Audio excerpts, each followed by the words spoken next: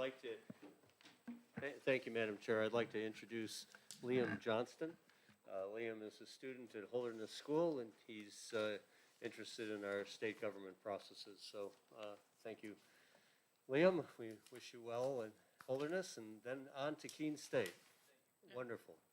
Welcome. Welcome. Okay, our first bill this morning is House Bill 3214. And let's see, the prime sponsor is Representative Ladd. Welcome. Oh, thank you. Came just in time.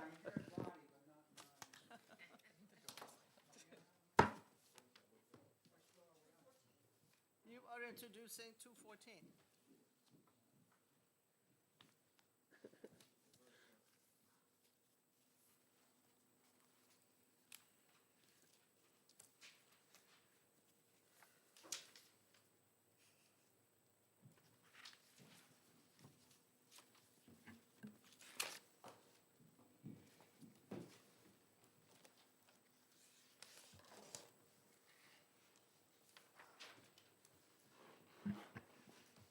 Well, thank you, Madam Chairman and members of the Senate Education Committee. It's a pleasure being here today. For the record, my name is Rick Ladd. I'm Chairman of House Education, and I hail from Haverhill, New Hampshire. To introduce HB 214. 214 is a bill which deals with the conditional assessments and school building aid grants. Within the state today, we have numerous facilities which are in need of renovation or construction. And many of the decisions which are being made on the local level are being done based upon improvements that they foresee based upon the oversight of a custodian or a maintenance individual. What we're trying to do through this bill is we've modified it and amended it to include support from the state to have a statewide assessment done of all the facilities we have within the state. We have the Infrastructure Commission dollars right now, which we know we had a carryover in that fund of $1 million, a little over $1 million. That was the one which we used for the $30 million for safety security issues within our schools throughout this entire state, and that was very effective. We were able to support all our schools that requested support.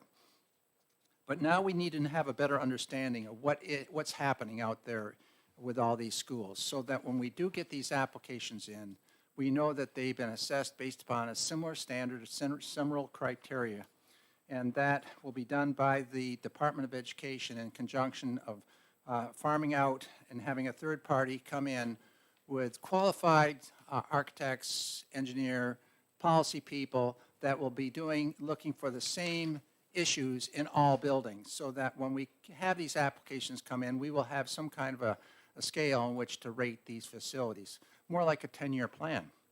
And we see that we can do this for approximately $3.3 million.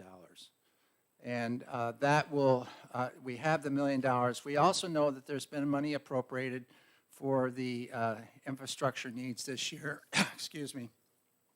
And it comes up to equal about that $3.3 million, so it can be done.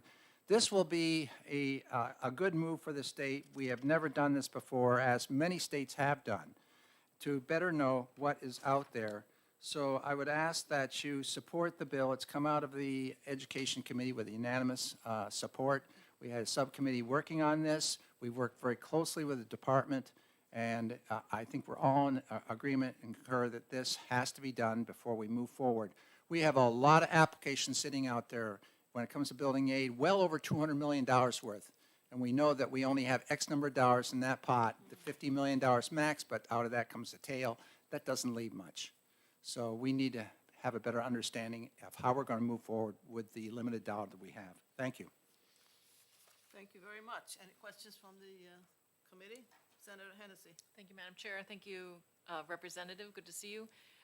If I have specific finance questions and fund questions, should I ask those of the department?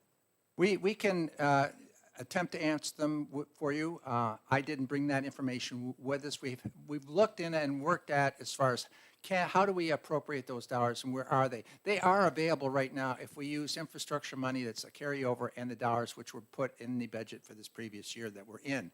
So there will be $3.3 million there. And we're estimating basing that on the cost of going out and assessing a square foot of property in these facilities.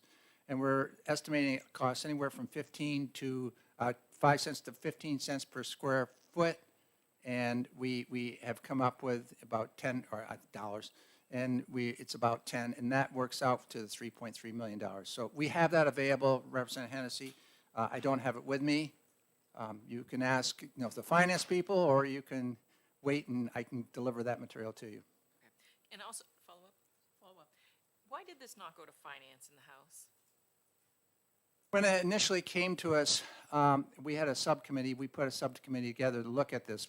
School building aid is in need of an overhaul from A to Z, including how we use the school building authority and how we have those particular applications later approved by the state board, and what criteria we're basing it on. And so it came to us not with this whole concept within it. After we had the subcommittee, we realized we had to have a better understanding of just what is out there in our state. So the subcommittee came up with this, and we all concurred this is the direction we have to move first before we start appropriating more dollars for all these projects, and we just continued, kicking the can down the road. And final question. Go ahead. How many facilities do we have in New Hampshire that they'll be I assessing? knew you were going to ask that. I'd have to look. I have so many numbers rattling around my head today with the session coming up. I don't want to guess at it right now. Okay, thank you. But that is in the report which we had. That should be in the folder. When we did the subcommittee work, that was something which we looked at. We also looked at all the ESSER monies which are available and see if some of that could be used for HVAC within the buildings, and we opted not to go that route. That has been appropriated and used in many school districts, appropriately so. And so this is based upon monies that we have available. Thank you. Any other questions from the committee members? Senator Khan? Thank you, Madam Chair. Representative, I think you got a good idea. I've seen this done with the university system, a comprehensive assessment of all buildings. It is valuable. I'll ask the department a little bit more about what they expect the output to be, because usually it takes those 500 or 700 buildings that we're going to, that's just my guess of the range of number of buildings here, and map them over a time frame like 30 years. And it's astounding, the capital investment that there is for school buildings in the state. And I'm sure much of that inventory is in need of assessment and ongoing repair.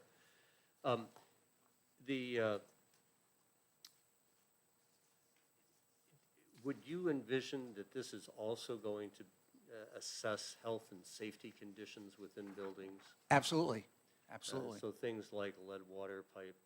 Absolutely, yes. And what about land use and grounds, parking facilities and?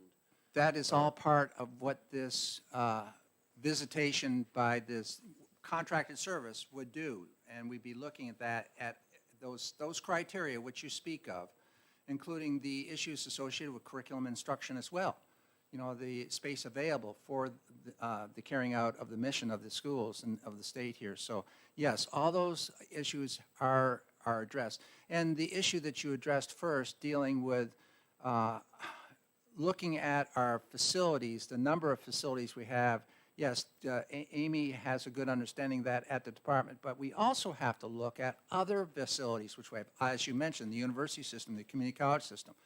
Career technical education, we have 23 plants out there, not counting the 5 that are in the other states that we send our CTE students for. And that's on you, as you know, that rotational schedule. We're at the bottom end of that now. And we cannot continue to construct CTE centers based upon, this is the year that school district X or CTE X gets it, and the others have to wait another 20-some-odd years before that dollar comes back. And by the time that comes back, those plants are basically no longer equipped to put out the type of training, knowledge, and skills that we need in our careers, in our pathways, and our business is requesting us to do. So we need to take a healthy look at all this. Our capital needs in the state should be up right behind us as a top priority to figure out, not just in this domain, but all of those domains within education. It's a tough chore. It's a big task. Thank Yeah. you. Any other questions from the committee? Thank you very much. Thank you very much. Thank you. Amy Clark, do you have anything to add? Or, So I'm only here for technical assistance, so if you have more questions about the program, I'm happy to come up. Other than that, do you know how many buildings we're looking at? I'm sure. So, Okay, then we can have that number. So Thank you. just for the record, my name is Amy Clark, and I'm with the Department of Education in the School Facilities Program.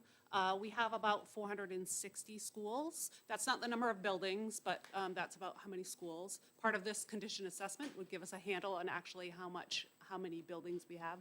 We have approximately 33 million square feet, which is how that number was derived. When you hear that 3.3 million, it's actually because we have about 33 million square feet of school space. 10 cents a square foot equals 3.3 million.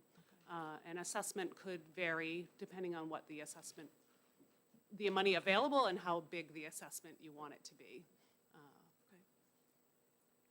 Any other questions for Amy Clark? Yes, Senator Khan? Thank you, Madam Chair. Nice to see you, and see you too. this is job security for you. I have plenty, actually. So how many years do you suppose this would take?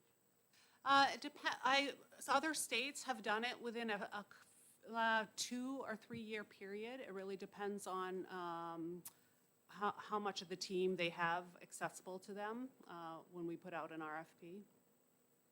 And is this modeled on another state that, Oh, there are several states that have an FCI is what the industry calls it, a Facility Condition Index. It's a standard, and many other states have this standard. It helps them plan for what schools they think need state funds geared toward them, directed toward them. But Maryland recently did an FCI. Texas, I think, just did an FCI. Georgia, there are several other states. in the university system, we wound up using a firm out of Connecticut. Any idea, do we have anybody in New Hampshire that does this work? Interestingly enough, I spoke with the state director in Maryland, and his RFP went out to somebody from New Hampshire. I can't remember the firm's name, but, and then another state that I asked them about, their firm was out of Texas. And it was not the Texas state that used them, it was the state from Georgia that actually used them. But there are opportunities for engineering companies, for companies that tap into architects, because a lot of this is just your, schools will hire somebody to come in and already do a facility condition assessment to assess their mechanical, engineering, plumbing, structural parts of their building, and so that's a key part of their, what they already do.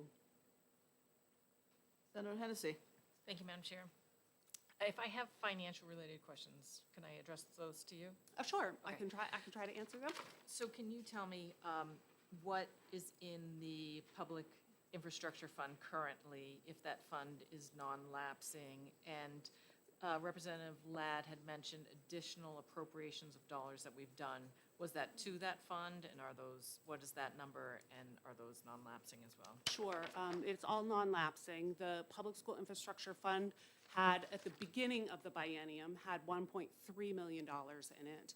And then in this current budget that we're in, year one added another $1 million, and year two will add another $1 million. So by July 1st, the fund will have $3.3 million in it. Follow up. And there's no approved projects for the use of that fund, or? Correct. So the Public School Infrastructure Fund, at the end of the last biennium, the all the projects, they expired, all the applications, all the safety projects had to be completed by December 2019, I think. So there are no outstanding applications. And then the commission hasn't opened up a new application process at this point. Thank you. Any other questions? Thank you very much. Welcome. Amy. Anybody else in the audience who wants to add something to this? I see none. Then we'll close the public hearing on House Bill 214.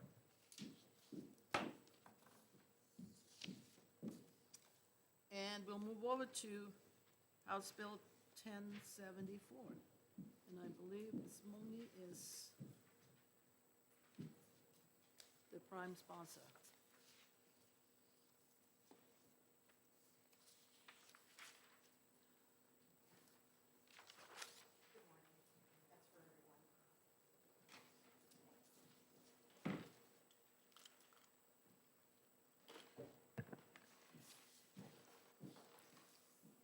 Welcome.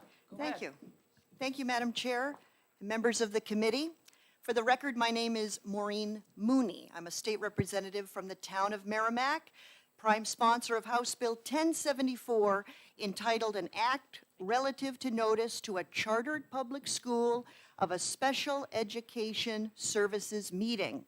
I've provided each of you with a copy of my testimony, which I'll refer to mostly in my testimony today.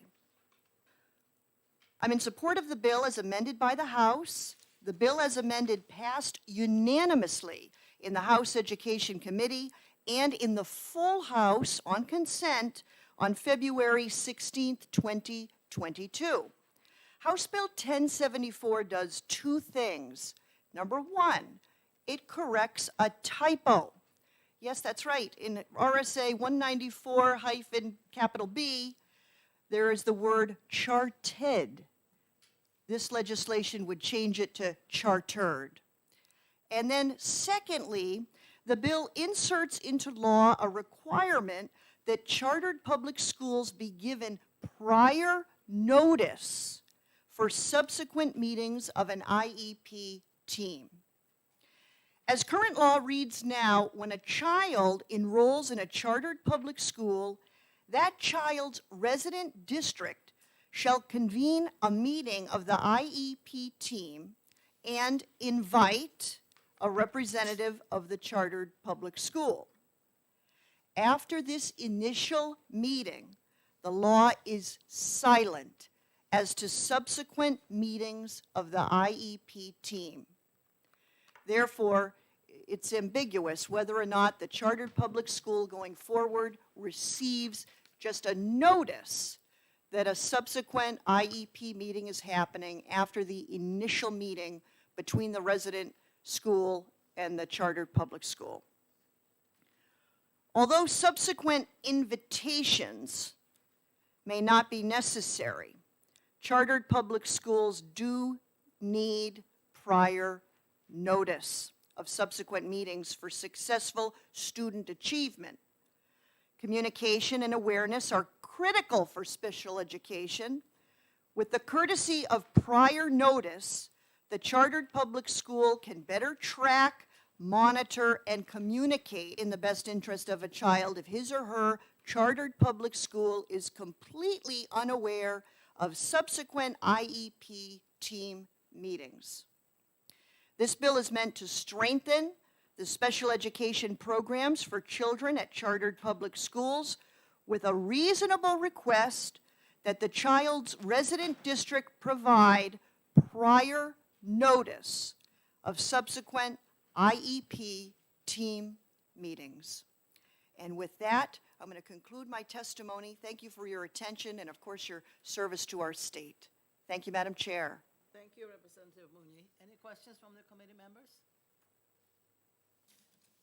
I don't see one. Thank you very much. Thank you. The next is Kimberly LaValle.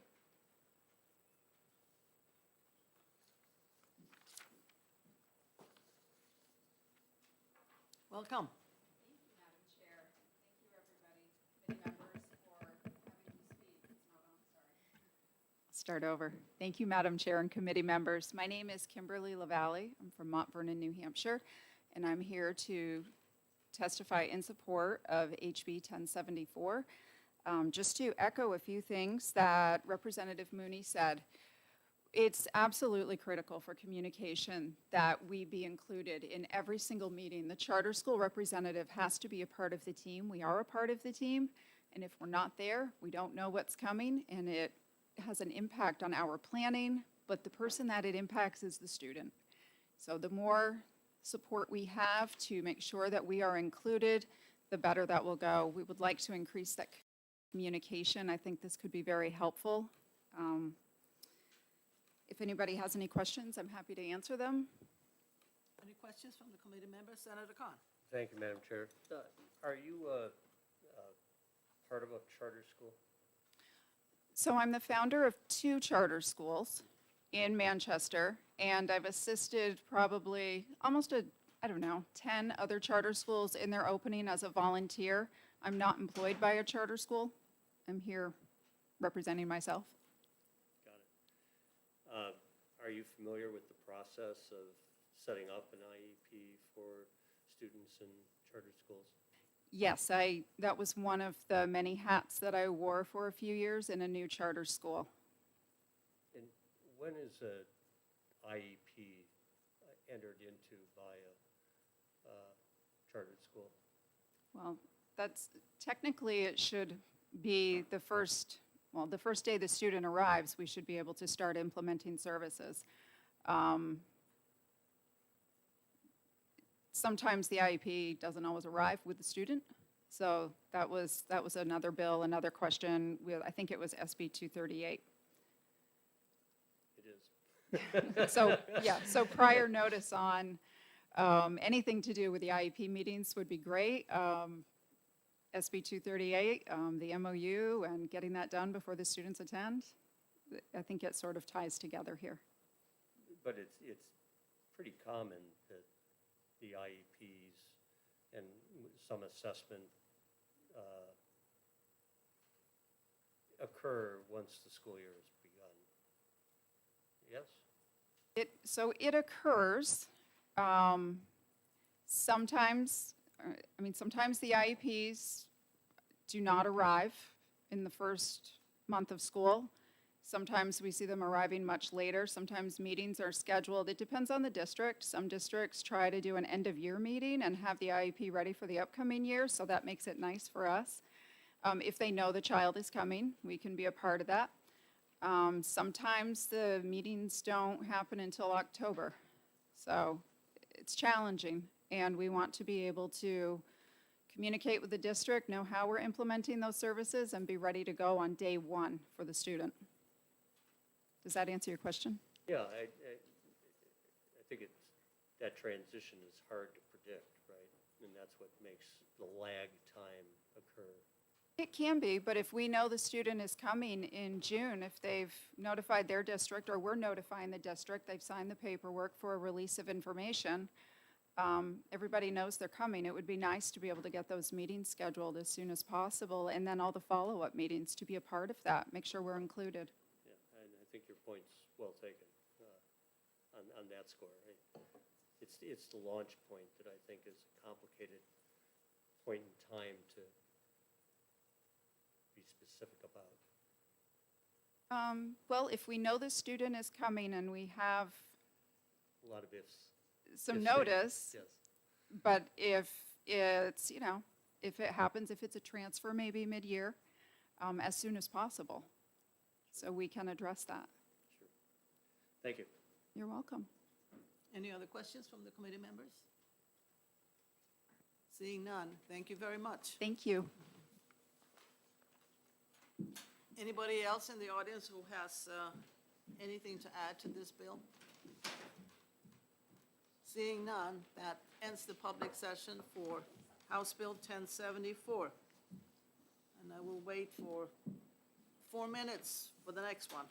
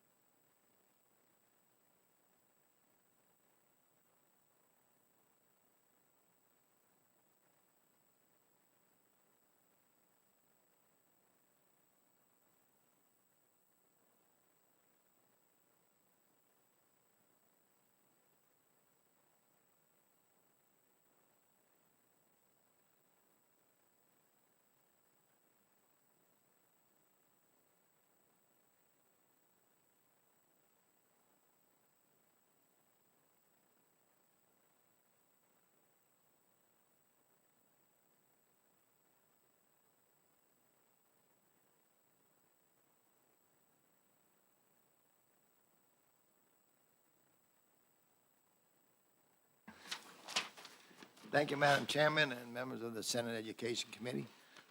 I'm Ralph Boehm, Hillsborough District 20, which is the town of Litchfield. This was a bill from last year when we learned that using coach buses for school travel was actually illegal, even though they've been used ever since I can remember. We got hung up last year when we got to the House. The original bill had 75 miles. Was that one way, round trip? But after we voted, it dawned on us that we messed up. Schools use coach buses for a lot of trips less than 75 miles. Some examples, school trips out of state, going to the airport, and other overnight events where coach buses are a whole lot safer with all the equipment than regular school buses. For example, Londonderry marching band for years have gone to multiple events, including the Rose Bowl, inaugurations, New York, etc. With their equipment and suitcases, they need coach buses. Airport is only 50 miles away. When I went on a field trip some years ago to Europe, coach bus was needed. Other school trips, Nature's Classroom, etc., in most cases, these trips are not paid by taxes, but paid by fundraisers and fees to the student. It will not be used for normal school trips. And the only thing this bill does is, in the bill, the law 189.6E, anyway, says, just requires travel of at least 150 miles round trip, and also adds, and approved by the school district. So, thank you. Questions from the committee? Senator Khan. Thank you, Madam Chair. I remember this bill. For good reason. Was there any input from the from the school bus drivers at the hearing? I don't Hearing. recall. This was one of the omnibus bills that we got, and I know it was a rush thing at the end, and that's why we sort of missed out. There were some questions as to the normal safety things, but all these coach trips are with chaperones and teachers and whatnot, so there wasn't an issue. And with the bus drivers themselves, because what if we're going like this normal trip to Washington, D.C.? They might have to change drivers. You can't control that. But all the buses, all these trips have chaperones and teachers that have been checked. I had to do when I went to Europe, a fingerprint thing and the whole thing, a background check. So, because it was an overnight thing. But that's all done, so, and it's a whole lot safer using the coach buses than a regular school bus with equipment and suitcases and all that, which you can't use a regular school bus for. Good points. I'll save a couple of questions for the Department of Safety. I know that the licensing of a school bus driver versus a charter bus driver, that they are different. We can ask the department those details. But right? like, that this is already law except for the mileage. Yeah. I'm sorry, It's already law except for the mileage. I understand. Thank you. Thank you. Thank you. Thank you very much.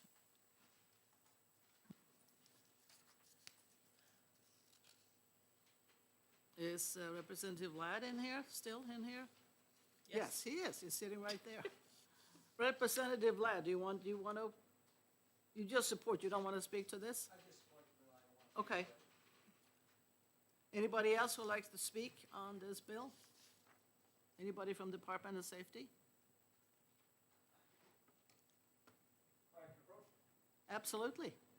And state your name and, Gregory Hildreth. I am the supervisor of pupil transportation for the Department of Safety. Was that off? I gotta start over?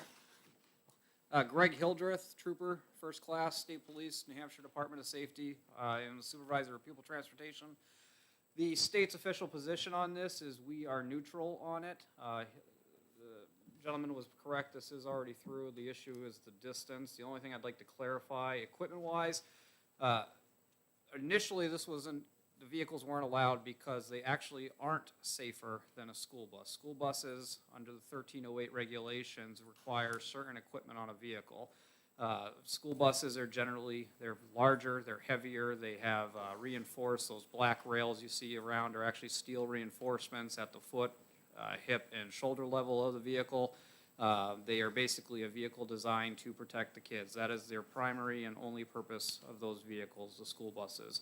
Coach buses are comfort. There is no issue with the law since it's already passed. I just wanted to clarify that one point. I don't want it to go on record saying that coach buses are safer than school buses. They're more comfortable. They're comfortable, that's correct. That's the biggest thing for them. Any questions from the members here? Senator Khan? Yeah, thank you, Madam Chair. And could you just go through the licensing requirements of a Yep, so- coach driver versus a school bus driver? Correct. This is going to change a little bit under 25996A. I'm sorry, 25996, and the Department of Education's 189 laws. Right now, a school bus driver, they need to have a school bus certificate to drive. So in order for someone to drive a school bus in the state of New Hampshire, they need to clear a background check that, under the 1304 regulations. Any of the information in there that's a disqualifier would reject a driver. Those are basically requirements that ensure a driver's fitness to drive. Is this a safe driver? Do they have an alcohol problem? Do they have a drug problem? Do they have indications that they're unsafe around, students as far as any of that stuff? So there's a whole litany of things in there that disqualify a driver. And I have argued before saying that in general, I've had hazmat drivers that have been driving CDLs for quite a while. They'll come up and they say, I've been driving hazmat for 20 years and I've never been denied before, but I got denied for this. And I tell them it's simply the fact is you're driving potentially 77 of the most precious resources we have to offer in one vehicle. We regulate you higher than any other job on the road. So school bus drivers are held to a significant bar in order to be background checked and clear that. Beyond that, the next step, once they clear their background check, they need to go and actually pass 10 hours of annual training the first year and then follow up every single year, 8 hours of minimum of training. And then they have to go, once they do that, they have to go into the Department of Motor Vehicles and take an actual test to certify that they know the material and what they need to do as far as how to approach a railroad, how to do the proper drop-off and pick-up procedures for a child. They have to know the laws and the regulations. So that's the biggest benefit to a school bus driver is they are background checked annually. For any other driver, right now, if they are fingerprint checked, which they should be if they're going to be doing any kind of contract work for a Department of Education. Example, RSA 25996A. This was a law that came into being just to allow the convenience for schools to do their own transportation when contract carriers aren't available. So we allowed them under 3 criteria. You buy or lease your own vehicle, so your vehicle is owned or leased by the school. Second, it has to be driven by a school employee, which could be a part-time janitor, it could be a full-time teacher. But in other words, they had to have been fingerprint checked at least once when they got hired.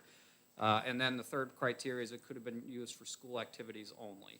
So that allowed a school to go out and buy their own vehicle, have one of their employees drive it. Now the caveat to that was at the time is they might go 30 years as an employee and they've never been background checked again since because they've stayed in that job.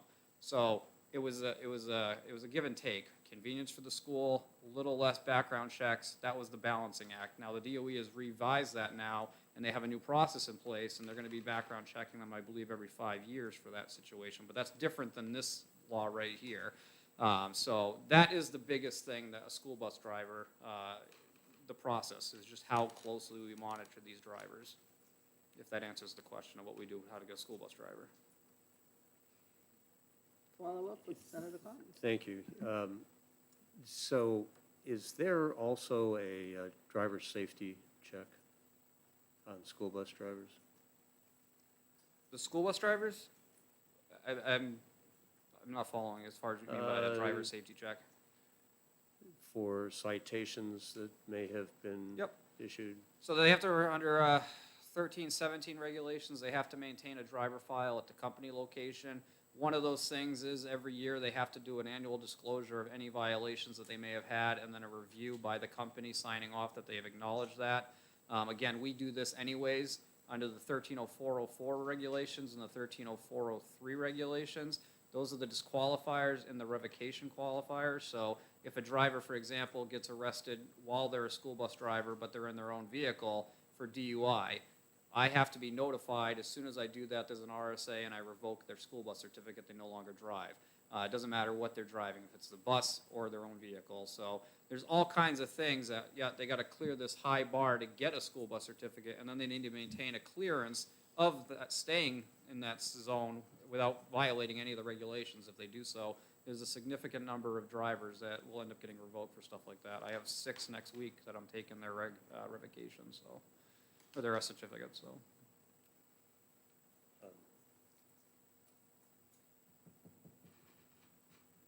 Are you all set? I think so. When you're saying the rule numbers, 1,300, these are Department of Safety licensing They're administrative rules. rules. That's what my job at Pupil Transportation is. I regulate the actual SAFC 1300 rules, and that is the holy Bible of rules for a school bus driver in the state of New Hampshire, as well as the equipment of the vehicles that allow for a vehicle to be considered a school bus. So the issue initially before this law was because of the safety features of a school bus under 1308, the section that dictates all the equipment requirements of a full-size yellow bus, a typical school bus that you see all the way down to the smaller yellow school bus. You know, they have all these additional safety features. They are certain heights. They are certain, you know, basically it's one of the only vehicles on the road designed that if someone rear ends it, there's a good chance they could go underneath it versus a tractor trailer where you see a drop-down bumper. We want the kids protected, so we put them in these rolling tanks called buses. So that's initially why coach buses weren't allowed a year ago when they, you know, this issue became to light. So that was the problem. But again, I reiterate, the state at this point remains neutral on this. We're not saying that this is not a law we don't support, and it's not a law we do support. So that's what the official stancing of the Department of Safety on this. And so, Madam Chair, if I can follow, just to Do you have another summarize follow-up? on this. So the difference between the different licensing of a CDL versus, which is a chartered bus driver, right? It gets much more complicated than that because there are school bus drivers that drive vehicles that don't require a CDL, but they still need a school bus certificate. A good significant amount of the fleet are regular cars, vans, those are school buses under 1312 section, but they have to have certain equipment on board. They have to be school bus inspected. These vehicles actually go through an additional inspection process other than the actual safety inspection. So that's another qualifier that they have to do for the vehicles. But yeah, that's about what I can tell you on that. If I can continue. So Yep. the charter bus driver has a CDL license. They should. Those buses, I don't know too many charters, because as soon as you go over 15 and 1 with the driver, you're into a CDLC territory minimum. So if they had a charter when they were driving a 10-passenger van, that'd be different. But once you cross that, or the other qualifier, in this case, coach buses, are going to be over the 26,001 threshold. So that's once they hit 26,001 pounds, you're into CDLB territory. So all the federal motor carrier federal regulations apply to them. So that includes drug testing, pre-employment, and random testing. So that the differences that there are here are the driver education component that's offered by the school district. That's one of them, and then the extent of the background stuff that would deny a driver from driving. The annual review of Correct. any safety record Correct. violations. Yeah, there are certain things in the federal motor carrier that wouldn't deny a coach bus driver, but would deny a school bus driver. I think we're well briefed on it now. Thank you for your, It's quite complicated in the long run. thanks for your expertise. Appreciate it. No, I have a, are you finished, Senator? I Brown? am. Okay, I just have a question. So you've told us about the very high bar that school bus drivers have to pass. Correct. So if you are sending a group of kids in a coach bus, should you be really anxious about it, or are they reasonably safe?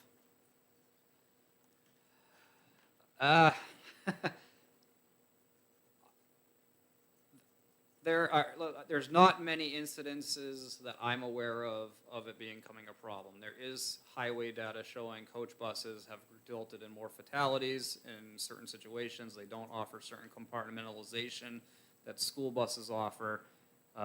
Statistically, I can't answer the question about how many more fatalities have occurred in one or the other. I certainly have my own opinions, but I have a position that I'm representing today. So, Thank you. I understand. So, any other questions from the committee members? Thank you very much. thank you very much. You have a lot of numbers that you have to keep in your head. And I'm still getting them. Anybody else who wants to speak to this issue, to this bill? Seeing none, this ends the public session on 12:02. And we are right on time, so we'll go to the next one.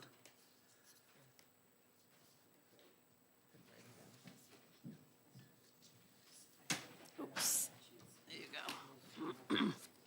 Thank you. The next bill is House Bill 1421.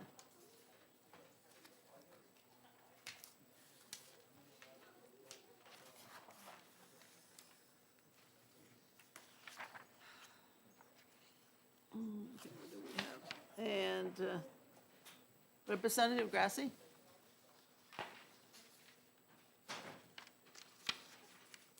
Somebody here?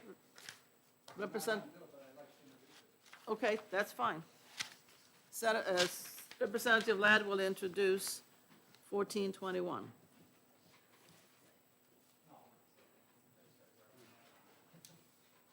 Well, thank you very much, Madam Chairman and members of the Senate Education Committee. My name is Rick Ladd. I am representative from Haverhill, New Hampshire. I also chair House Education.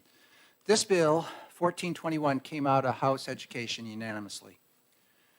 When it came to us, we had received a letter from the Commissioner, Robert Scott, of the Department of Environmental Services, suggesting some changes to us.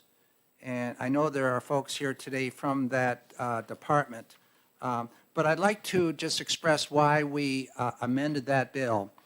The bill, as a school principal and administrator and teacher for many, many, many years, I had the experience of working in some schools where the water did not test out satisfactorily. And we had to cart water in from another community for that school.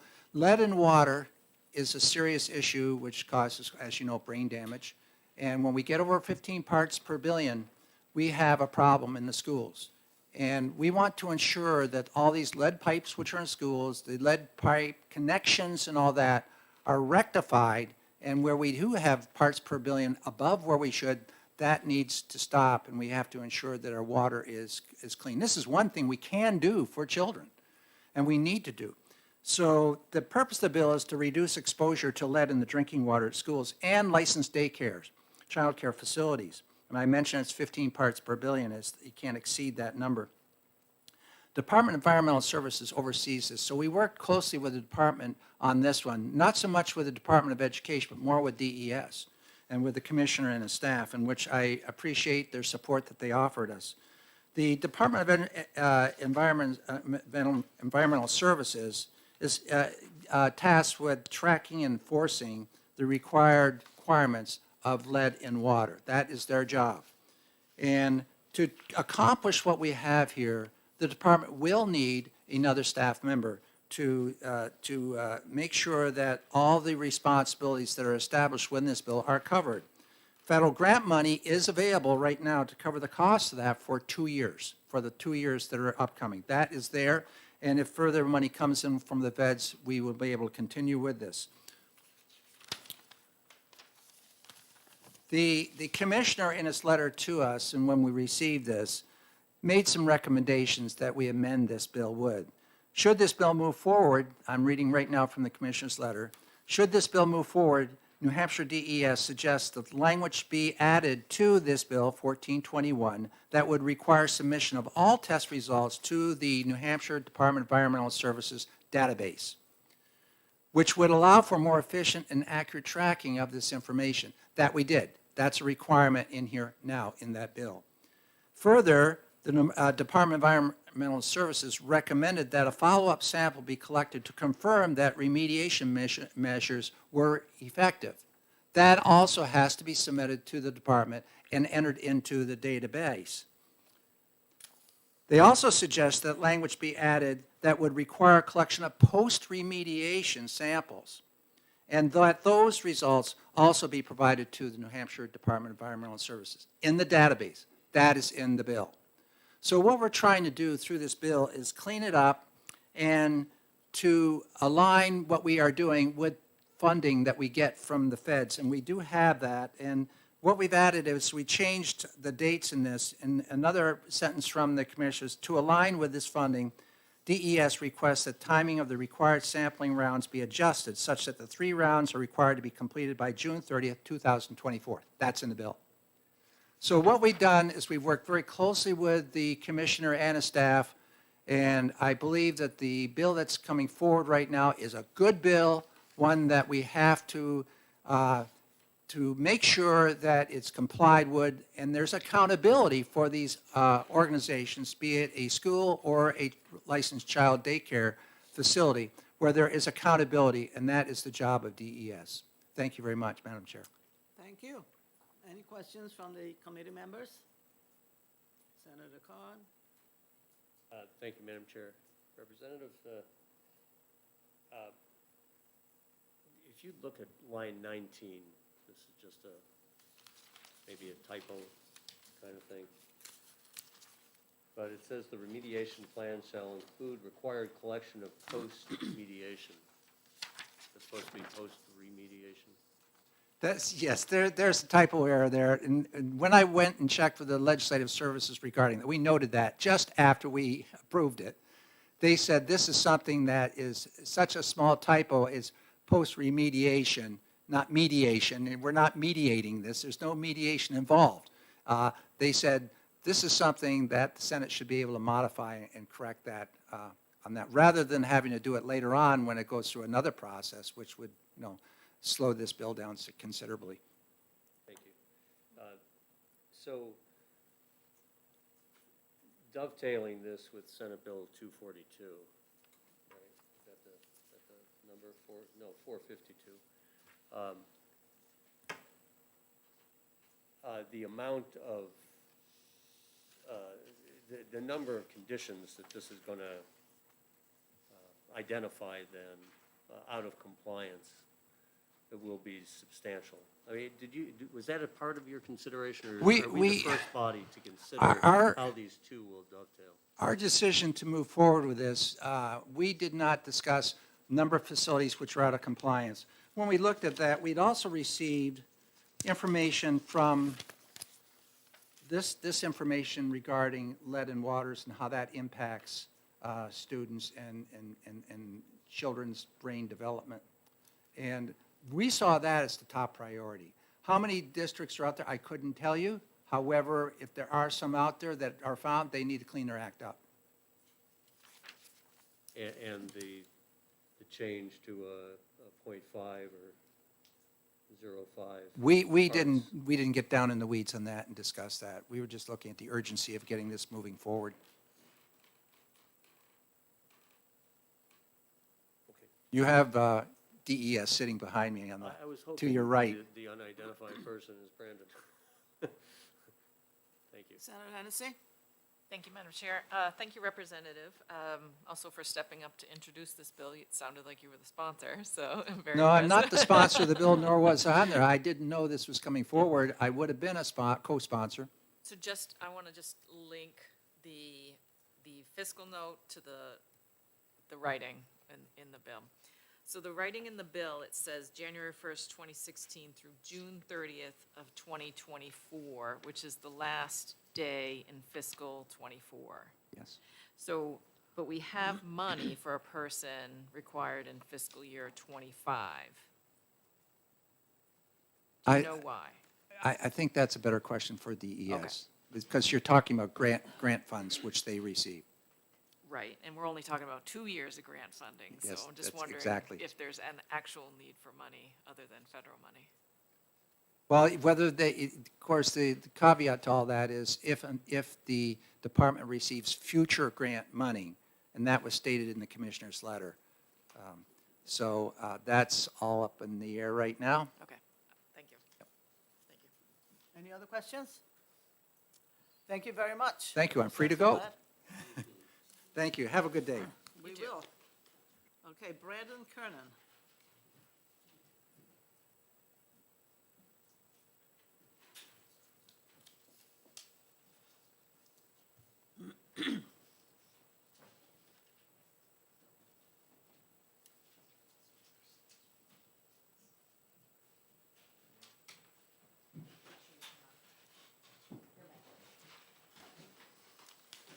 Welcome. Good morning, Madam Chair, members of the committee. I'm Brandon Kernan. I'm the administrator of the Drinking Water and Groundwater Bureau at Department of Environmental Services. I have my colleague from Environmental Services that manages the program that oversees sampling for lead in schools and childcare facilities, Leon Atwell here, and also Amy Clark from the Department of Education's here as well.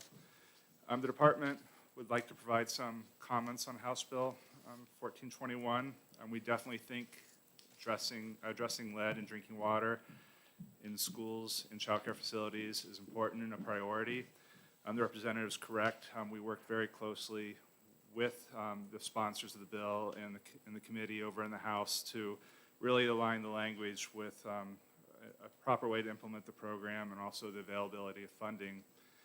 One thing that's coming to light, though, as we made changes on House Bill 1421, and then there's another bill that also works on this statute, Senate Bill 452, is that we're really creating a very comprehensive regulatory program that's going to cause a lot of requirements for childcare facilities and schools. And it may be appropriate to make sure they're not exposed to drinking water, but as our thinking's evolved and the language of the two bills have evolved, we also think maybe considering an optional alternative approach that could streamline their achieving the same objective, if they wish to go a different path, might be warranted. And I'll just explain very briefly why we kind of are suggesting that at this point. Senate Bill 452, which already passed committee, is now with Finance, has moved along in 1421. It's become clear that this regulatory program, akin to how we regulate public water systems, is kind of being developed, where there's going to be these sampling requirements for schools and child care facilities. Many who have no relationship with DES because they're customers of a water system, and they usually work at the Department of Education or child care facilities, Health and Human Services, that they're going to start getting a lot of information from us and have to provide a lot of information. And if they don't do what was required by the statute, there'll be enforcement ultimately, which is enabled by this bill. So I'll just walk through the workflow very quickly just to show you how complicated these words are to implement and the type of burden it will put on these facilities. If this legislation passes, and then Senate Bill 452, which lowers the action level from 15 to 5 parts per billion, which would double the number of fixtures out of compliance, the DES will start issuing correspondence to about 1,300 facilities that have about 20,000 sampling points, and we'll be telling them, here's what you need to sample, and if they don't sample, then we'll have to implement enforcement after warnings and whatnot. If they do sample, then we have to respond to the sample. If it meets the requirements, then we'll have to send another correspondence saying, again, this is for 1,300 facilities and 20,000 sampling points, here's when you sample next. If it exceeds per the requirements of 1421, we would then have to tell them you need to notify parents and guardians, and we have to send them a letter to that. Then they would have to prove to us that they did that, and if they didn't, we'd have to do enforcement. If their sample results exceeded, we also would have to send a letter saying you now have to do mitigation, and they would have to prove they did mitigation. If they didn't, we'd have enforcement. And so it's this long process of to accomplish the statute that will probably frustrate a lot of entities out there that don't normally work with environmental services, getting all these sort of regulatory requirements. So while that's the appropriate way to make sure fixtures that have high lead are eliminated and fixed, there may be other ways to look at this. And one thing we could consider doing is to work with the stakeholders that have interest in this topic, both from Senate Bill 452 and 1421, and see if there's an optional alternative approach we could offer these facilities that if they made a real considered effort to put dedicated bottle filling stations and water fountains, using state-of-the-art technology that not only address lead, but potentially other water quality concerns, and make a real effort to indicate other fixtures in the facility are not for potable water use. That might be a more efficient, less costly, less burdensome way to achieve the same outcome, and maybe even have improved water quality.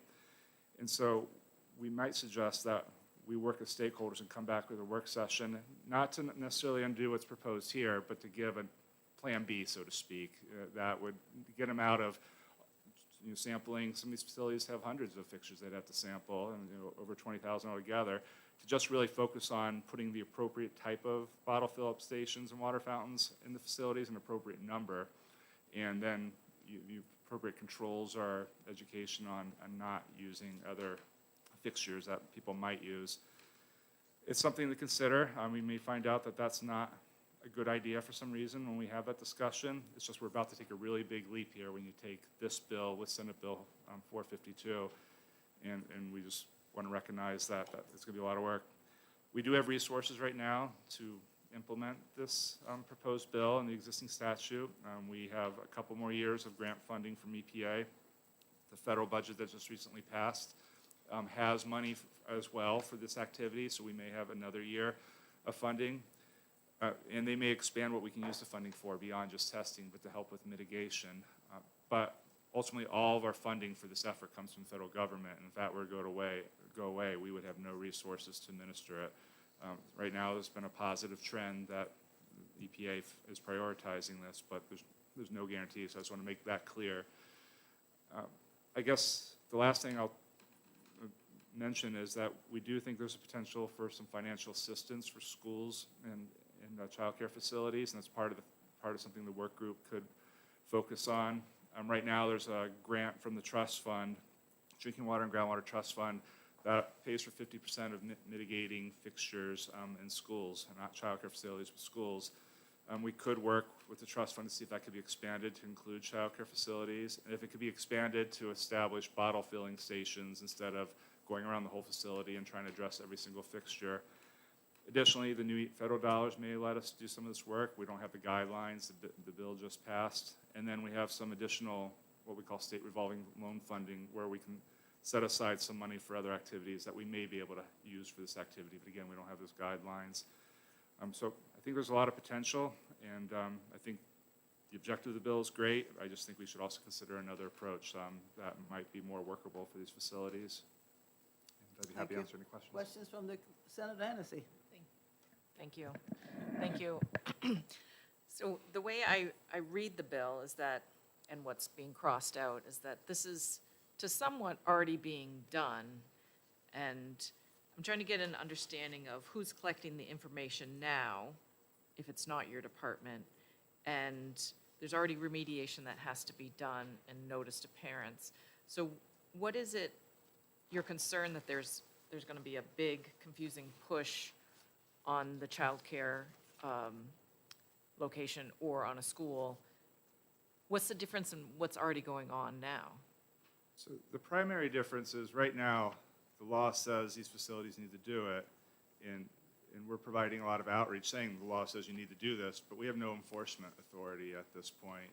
And so now this provides very clear criteria for how parents and guardians are notified, and then it has fining authority that DES has to implement ultimately. So we go from more of encouragement and asking to really putting them in a system where you need to do this or there's going to be consequences. Follow-up. Follow-up? Thank you. So are you telling us that there's a lot of childcare facilities and schools that are not actually testing their water required by law?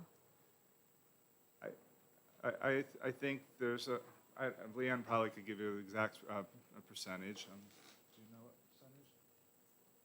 percentage? About 40% that have not, and then we're not tracking any of the parental notification requirements, which we would if this enforcement provision was put into place. Okay. And is there a chance, so I'm looking at the dates here, between January 2016 and June 30th, 2024, you have to have had 3 rounds of testing.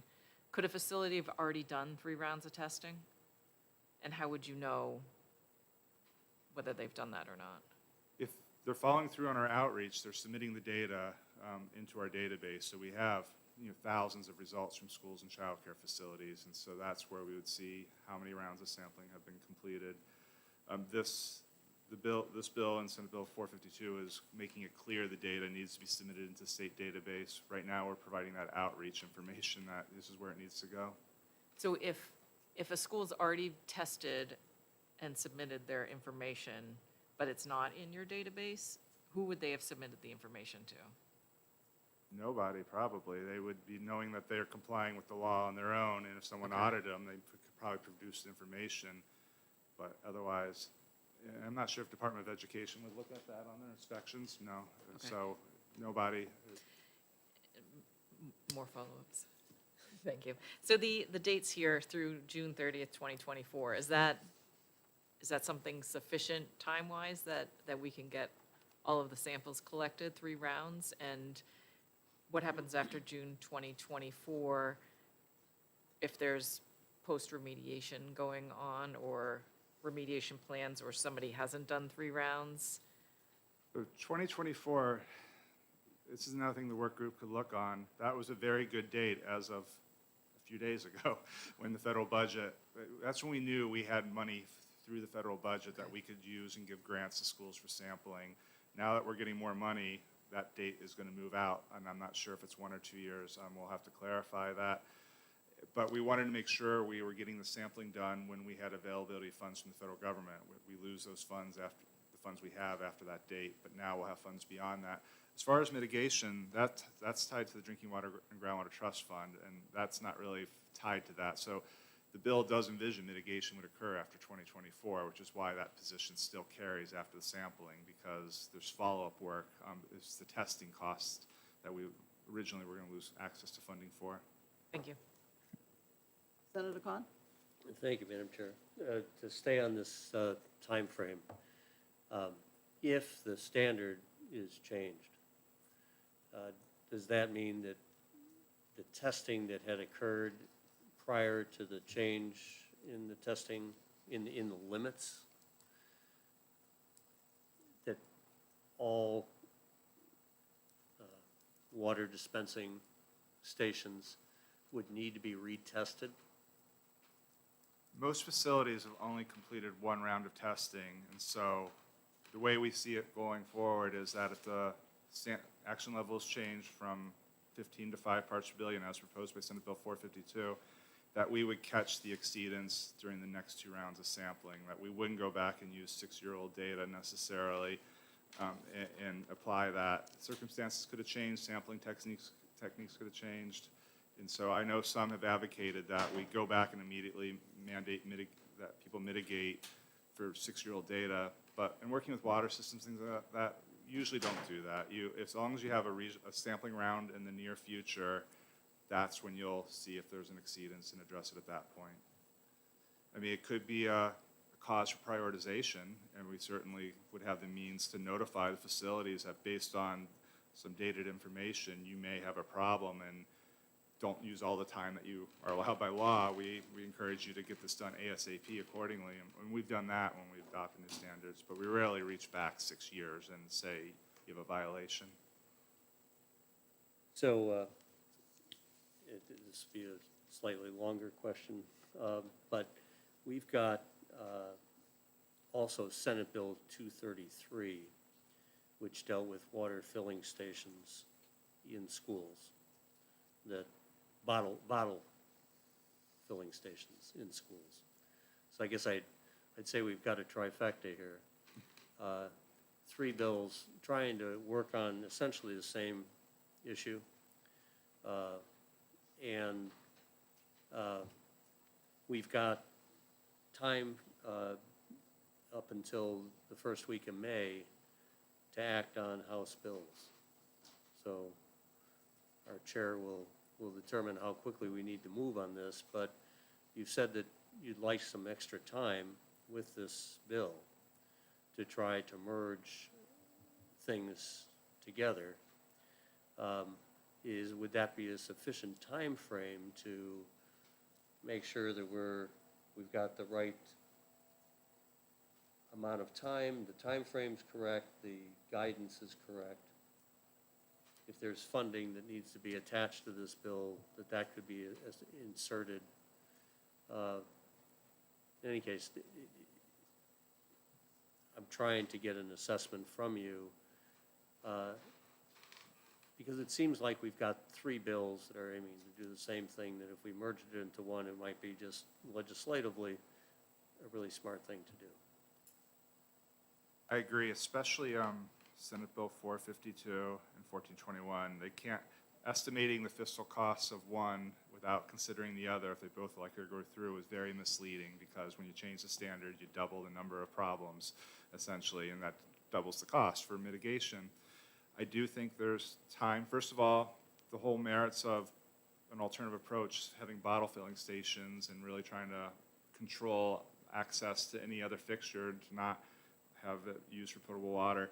Are there flaws with that approach? You know, that's a discussion that we should have with practitioners, environmental groups that also have been behind this bill. I think the language of this bill is very good. It just creates that big regulatory program, and that's why having this alternative approach that essentially exempts facilities, that really puts in a state-of-the-art bottle filling station that addresses water quality, might be a good idea. So I think it's doable, and I think maybe having more open-endedness on the date that ties it to unless federal funding is available, because EPA is going to keep changing their budgets every year, and so I can come back next week and say, we got guidance, it's 2025, and the next year it's 2026. The availability of funding is a moving target from the federal government. So trying to provide, more leeway in how that is administered might be a way to go. So we're not putting things in the law that we need to keep changing over time. Understood. If I can go to just a specific question, Madam Chair. On line 12 in the bill, it's 11 and 12. It states, if test results demonstrate the presence of lead in a concentration that exceeds applicable federal standards, essentially, if we enact 452, we'll be setting a state standard, right? For schools and childcare facilities, yes. And so we would need to modify that language in the least to, Yes. to say federal or state standards. There's a lot of merit of amending either 452 or this bill to just, because they all work on the same paragraph, to just have it all in one place and use that bill going forward to address what's desired for this activity. Thanks for helping us understand how these things might come together. Appreciate it. Senator DeShardy. Thank you, Madam Chair. Thank you for testifying. So I agree with the merits of this bill, and that we certainly need safe water, but where I'm going with this is we also have the statewide PFOA issues, and we want to address lead, but we need to be cognizant of all the water issues.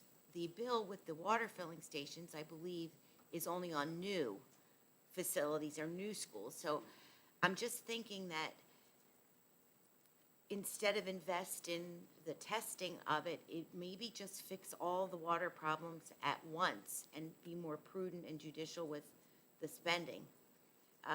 Do you have any feeling on that, or? And that's where these bottle filling stations could come into play. They could remove disinfection byproducts in addition to making sure lead isn't in the water.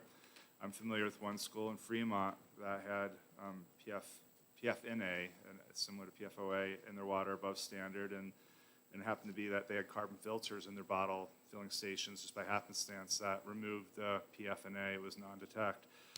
I will say that there's another bill, 1602, House Bill 1602, that got entered in study, but it's not really that simple. What the department committed before it was voted into study, let me back up. 1602 is going to require a similar amount of testing for PFAS in schools and child care facilities at every fixture, which would have been really expensive. And so what we've committed to do is to summarize the PFAS data that we have for schools and child care facilities, and we have that data because a number of them are public water systems, so they're testing for it. So we're going to provide the committee that information. And then we're going to go test about 150 of them that are on a private well over the next year and give them that data. And so within 9 to 12 months, they'll have a complete set of data of what childcare facilities and schools are drinking, and then they can determine if there's a policy that needs to be made. Even within 2 months, we're going to give them the available data that we have already, because the vast majority of these entities are customers of water systems like Hudson or Merrimack or Concord that are testing for PFAS, so we can link these facilities to where they get their water from and provide the PFAS information. So that is being studied over in the House. Well, thank you. It just, to me, I'd like to see it all corrected rather than do the lead and not check for anything else. It just, to me, it would be better to give them just good water. I agree. Any other questions from the committee? Thank you very much. Okay, thank you. Anybody else in the audience who would like to add something to this bill? Not seeing any. We'll close the hearing on House Bill 1421. Right before we do anything else. No, I didn't think so. Yeah, we're going to take a 10-minute break before we go into executive session. So come back at 17:27. You have 10:15 now? Okay. I'm looking at that one. Let's in 10 minutes. So it's 10:25, okay.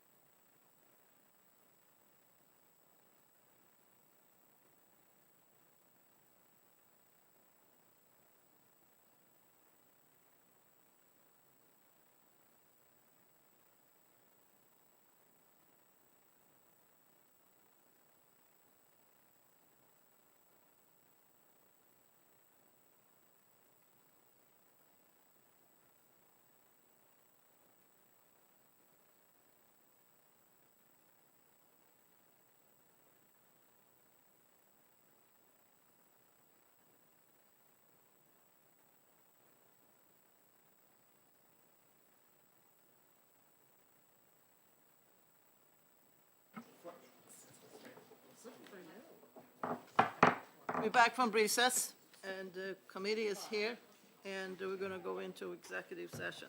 I had a motion? So moved. Second. All those in favor? Aye. Thank you. The first bill we're going to take up is Senate Bill 453, and all of us have gotten the two last amendments from Senator Sherman, and I have read through both of them and read through the bill, and at this point, I cannot support the bill. So do I have a motion? Move interim study. Second? Yeah. I'll second for the interim study. Any discussion? Yes. Senator Prentice? Thank you, Senator Ward. So I certainly would have made an ought to pass motion, so I'm going to use this opportunity, even though your motion is interim study, to talk about at least, I want to address this in general. We are setting up, providing the framework for a program that if funding becomes available to support what the department believes are their costs, as well as the program, then we could establish that. We know that early education, pre-K is vital, and this is also, is vital to our children and our families and their overall, development. And this is also enabling, which allows local communities. So I think that, local communities who know their situations the best and the stress is on their families to make the decision that works for them. I know there are two amendments, but that was, one piece that I think that you in particular had asked for, is to make sure that it was structured in a way so that if funding came available, it would then set this program up, and that if there were any costs to the department, which, I disagree in general with the fiscal note, considering or at least the past fiscal note, considering that they have this already, the administrative overhead set up, that they could just set this up. So it's not gonna be like, we're gonna be spending this money, we're providing the framework. I had a bill last year that provided the framework for a program that if federal funding became available, it would plug itself in and would benefit micro enterprises, small businesses. So I see a similarity, not in the type of work, but in the type of framework here. Okay, that's what I'm gonna say for now. Thank you, Senator Ward. Thank you, Senator Prentice. I think I appreciate your comments. The reason I'm doing what I'm doing is that we are setting up a program with anticipated funding. It is not a short-term program. If we start with the pre-kindergarten, it is not something that we're going to say, okay, we have some federal money available, and if that goes away, or we don't get refunded or get more funds, we can't stop the program. It's a permanent program, and we don't have assurance of a permanent source of funding. That's one point. Yes, pre-kindergarten is very important, and I certainly have spoken with a couple of pre-kindergarten teachers who are into early childhood education, and I understand it. But I think that at this point, we don't even have the kindergarten program in all our schools.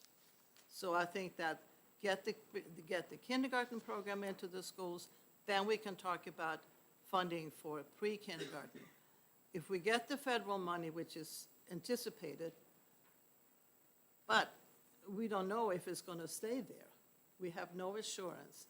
So then the state will be the entity who is going to have to back it up. And I think that I don't want to obligate the state, which in then turns to the people in the state, and there will be taxes to support a program. And that's why that's how I'm basing my interim study for this. Okay? Senator Khan? Thank you, Madam Chair. I'm disappointed that after a couple of exchanges that we've had our hearing, we've invited the prime sponsor back to hear concerns. Prime sponsors come back with an amendment here that assures us that not only will the grants for local adoption need to be in place, but also that the administrative costs need to be in place so that I think the assurance here is that this is not to place any burden on the state, and it leaves to local school districts the option of adopting a pre-K program or not. And if whatever the initial source of funds is becomes insufficient, well, then that's a local decision, not a state decision to have to step in. I don't think there's anything in here that suggests that.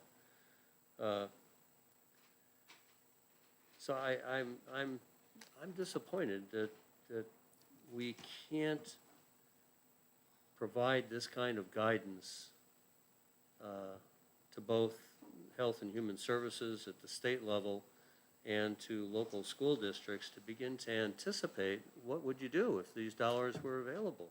What kind of opportunities does this open up?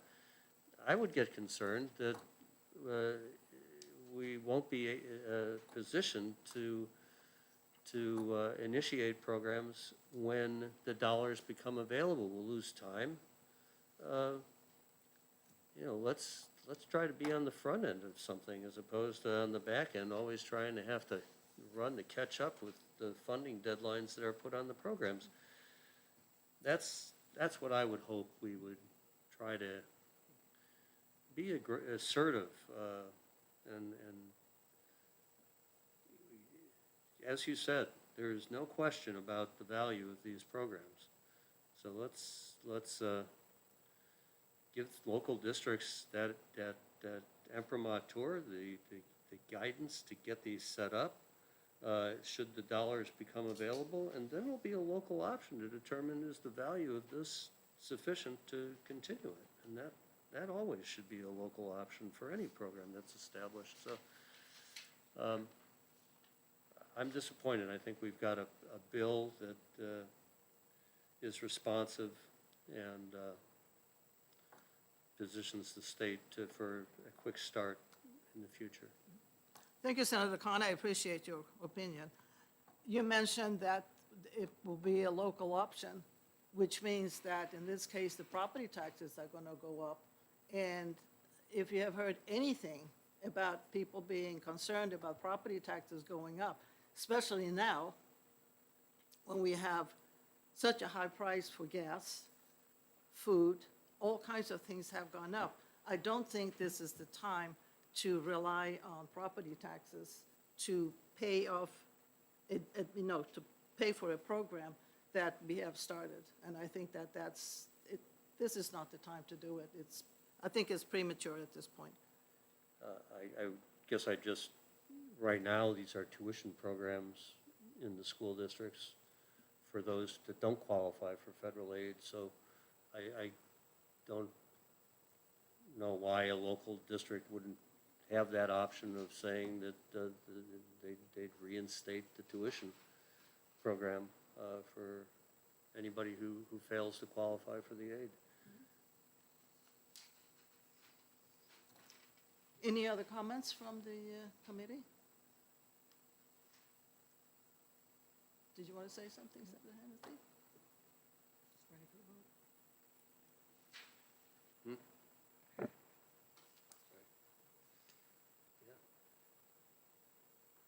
Did I hear any other comments, Senator Prentice? No, sorry, Okay, side okay. conversation, sorry, Senator Ward. So we have a motion on the floor of interim study, and I think we had a second. All those in favor of interim study? Aye. Aye. Aye. Those opposed? Okay. Nay. No, so we have 3-2 on Senate Bill 453. Who wants to take it out? I'll take it out. So it's interim study, 3-2, and I'll take it out. Do you want to look at any of the bills that we heard today? Think anyone is ready to be taken care of? Lead in school is too much. Transportation, we need to look at that. I didn't have any problems with 1074. I don't know if anybody else did. No, I think I could vote on that. 1074, okay. Let's look at House Bill 1074. I'll make a motion, ought to pass. Second? All those in favor ought to pass on House Bill 1074. Aye. Aye. Opposed? Move consent.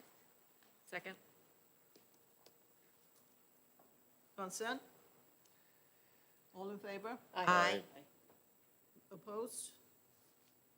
None, so that's, who wants to take that out? I'll do it. Do you want to take it out? Sure. Okay, Richardi takes it out.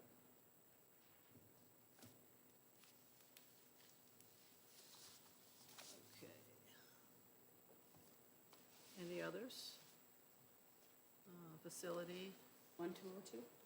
condition replacement, Take up 1202. 214? Does that need more work? I'm fine with 214. I just wish that it had a fiscal note on it. And maybe Gary will have that, will bring that to finance. I just want to make sure that finance looks and make sure that the funding is I think actually that's a good- there. That's a good suggestion. Can we, if we act on it, then let's not put it on consent so that Okay, you have that opportunity to. okay. Then I will move on to pass on HB 214. And I'll second that. All those in favor of Aye. what to pass on 214? Aye. Passes 5-0. Do you want to put that on consent?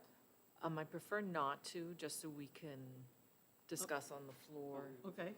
Actually, no, we can do consent, and I'll just talk to Gary before, because he'll have to do the finance report before discussion anyways. You have to take it off consent. All those who vote for all the consent bills at the same time.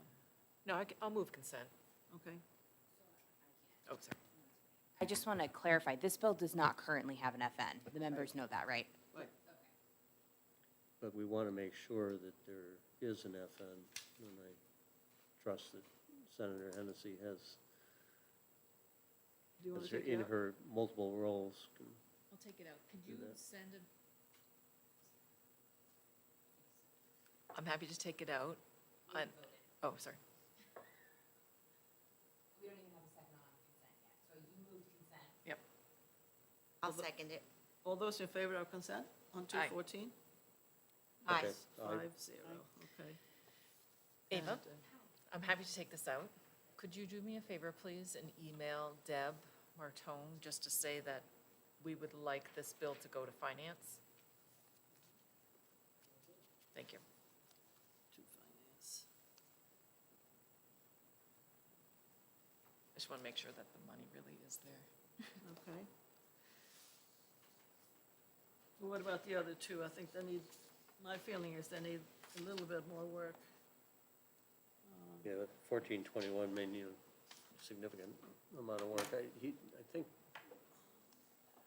you think we can get more information on, although he said the bill was fine as it was, and we can, but then he was talking about combining three of the bills.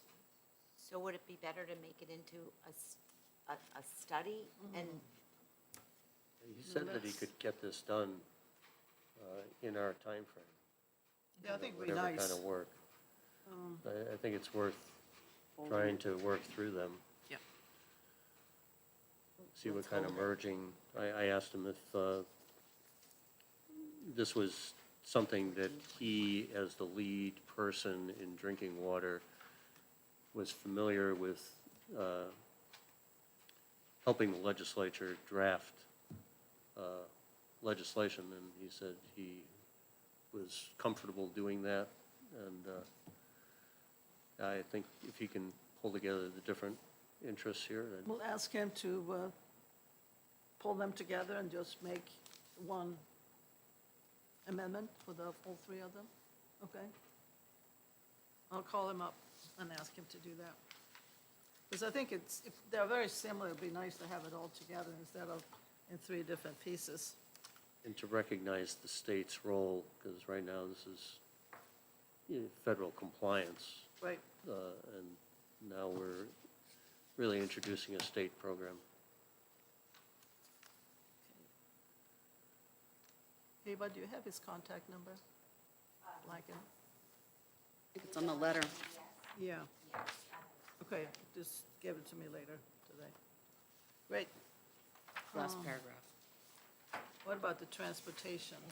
Yeah, what? Yeah, 1202, Fine. we're not ready to move on that?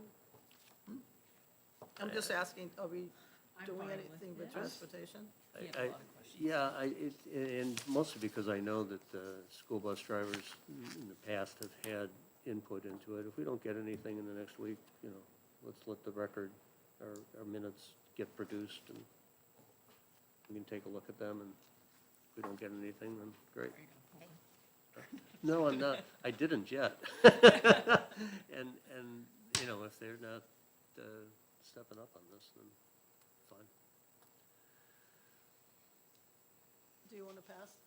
No, he said wait a week. If we give it a week. Okay. hurt. That's it.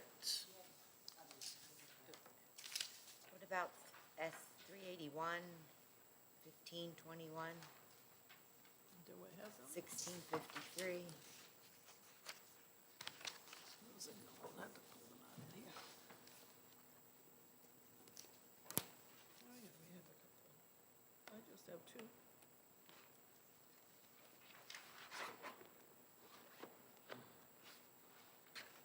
Sixteen fifty-three, I think, needs work. 1521, I think we, Require the DA to provide the houses. Oh, there. I would move lot to pass on 1521. That's the the updated RSA's from the DOE. it's a great idea, but they're not gonna have the books much longer, so I put it in statute. I can't put myself in the position of the House members if this is what they feel they need. But they're physically are not gonna be able to. Yeah, Dave, Dave Altunas Yeah. from OLS said, yeah, that they wouldn't be printing them anymore. Well, Right. he said those books, but he also said the others. So what will the option be? Like, so if we were to pass this and then they don't have them, does it tie the state to having to find a way to produce them? Yeah. I don't think it's up to us how they produce them. I mean, if these books are not going to be printed anymore, how can we ask that they be provided in the beginning of the session? I do feel for the House member and the ones that supported this, because they are nice to have, all the information in one spot, and you can highlight, and, however, if they're not gonna be available, I imagine the burden of the department creating their own books is something that they're not able to take on currently, like the Secretary of State does with their materials. I am in favor of supporting a requirement that the department provide links to all committee members to their online statutes and rules, but I think that's an easy request for chairmans to make at the beginning of each session. And the department would be, with their fancy website, would be easy, it would be easy for them to provide those links. So before we vote on this, can we just, so Representative Tanner's from my district, I'd just like to have a quick conversation with her, because I think that, what the future looks like, I'm trusting, knowing how diligent she is, she's got back and talked to her committee. Let's just see what they're thinking and then move forward. 'Cause I do completely understand what you're saying, but since they unanimously passed this and came and asked us, let me talk to Representative Yep. Tanner quickly, Yeah. and I'll bring that in, I think they were all frustrated not having Yes, no, the and thing right in front of them. yeah. Yep. But on the other hand, from what I gather was that the governor was signed the bills, and then things get done, and then little by little, things get into the RSAs. And then when they have all of them, then eventually they get printed, and then they have to be cross-referenced. And there's no way that we can have them by the end. And now we're not going to have them. So it seems to me that if all the notations are in, maybe the DOE can provide just a link to the updates So we all have to sit with our little computers and look at it. Just as a courtesy, I'd like to talk to her, if Yeah, we can hold 1 absolutely. week, and then we'll roll on it. I have no problem with that. Thank you. I bring You know, this- did she know that they're not gonna be printed anymore? I'm not sure, that's why I wanted It to. didn't to, sound okay. like it. I thought that that was like new information, or we would have been looking either at a different bill, or that would have been stated Right. when she gave her opening remarks and introduced the bill. Okay, you talk to Linda Tanner and we'll Bet, deal with it. happy to. And just as an option, I wonder if there's an either-or statement, so that if it is unavailable in a print form, that there is assurance of access. Yeah.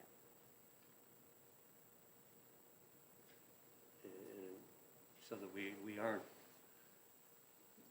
we're providing a pathway that they find would be That they can work useful with, for yep, them. that's exactly, yeah. It may Okay. not have much consequence. You'll talk to Linda Tanner, I we'll would be happy deal with to. that later. What about the waiver of tuition for That's the military? one that we were waiting Yeah. to integrate. Was there anything else we needed to look on that? I think we need a big amendment for it. Oh, yeah, Okay. there are a couple of things.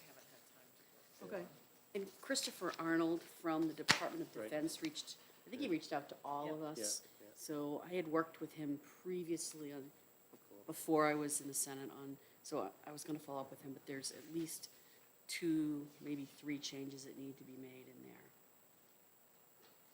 At a minimum. I haven't looked at his letters, so if you wanna. Oh, I'll forward it. No, I mean, I know we've got it, David sent it yesterday, I just I got one, didn't get to it. got an email from him over the weekend. so do you want to talk to him, or do you want to put it up? Sounds to me like we need, okay, Yeah. so I know we'll wait exactly on what- that one. And I think that is it. That's it. I think. I don't have any more. And that's all she wrote. We are very efficient in this committee. I know Abe would love to get it all done, but compared to other committees, I think. So do I have a motion to get out of executive session? So moved. Second. All those in favor? Aye. Aye. Aye. Opposed? Thank you very much. See you next week. I'm in a hurry to get things done. Back front off. Good job.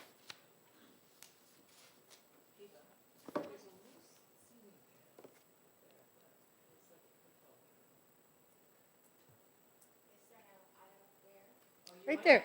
Yeah, if you're over here by the vent. Oh, I think I see it. Is it Terry Paff we contact? I'm happy to put in a request. Yeah.